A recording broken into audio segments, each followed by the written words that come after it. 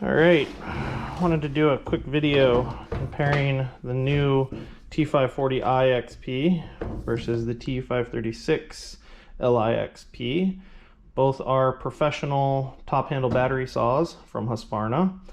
T540i being brand new, T536 it's been around for a while. They changed the name to the T535iXP, which is the same thing as the 536.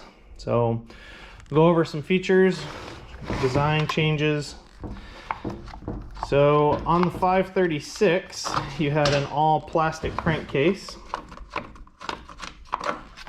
On the new T540i, you have a magnesium crankcase here, which is nice. You actually have a chain brake band system, whereas the 536 actually has two pawls that stick out, and then when you engage the chain brake, it actually locks on one of them. You can see how that turns, and then it stops. You got your metal felling dogs, same here on the 536. You got your chain catch. Adjustable oiler on the 536 is this plastic piece in the bottom. On the T540i, it's up top, and it's metal, which is nice. Looking at the saws from the front, you can see Husqvarna went with the dark gray plastic on the T540i compared to the 536. You can see a huge difference in chain brake design. So this is much more see-through, kind of slopes back, much more ergonomically friendly. They still have two attachment points, which is nice for durability. The new T540i, the activation is much more firm, and the throw of it is much less compared to the 536. Much longer throw, still a very firm activation though. They kept the translucent bar and chain. We'll also have the flip-up caps on both.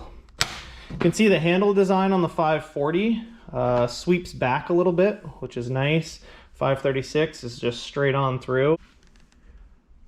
Let's talk about the keypads. So on top here, similar design. On-off, you had your save E mode. Here on the T540i, you can actually see how much battery life you have, which is nice. You still have the triangle on this one. You know, it tells you if your chain brake's on or if the battery is getting pretty low. Have the rubber handle grip here on both. The T540i has an added safety feature. So for the 536, you still have your standard throttle interlock. Here you have an additional piece that you have to push down. It seems cumbersome on camera, but it's actually quite natural the way it works. You can also see they added a little bit more grip on the handle, and then you have a little larger bump out for your thumb. On the side here, you still have the Husqvarna active cooling, so you have the fan intake on both. The fan takes the air in, pushes it through the bottom here, which corresponds with the bottom of the battery. The vents on the top pushes it through the top to keep the batteries cool. The T540i has the molded felling marks, which is nice. 536 has them molded. They're just the same color as the chassis of the saw. T540i, they put the serial number plate on the inside compared to the 536 where it's back here. Both are still IPX4, big large sticker back here. The T540, the IPX4 is down here. It's a rating for how water resistant it is. You still have the double hook system. So this one is the lifeline, which you want to hook the saw to. This is more just as an accessory, so you can easily hook the saw one-handed back onto your saddle or harness. So, side covers, very similar. You can see the new T540i has got a little bit more extra chip clear out. They still kept the captive bar nut.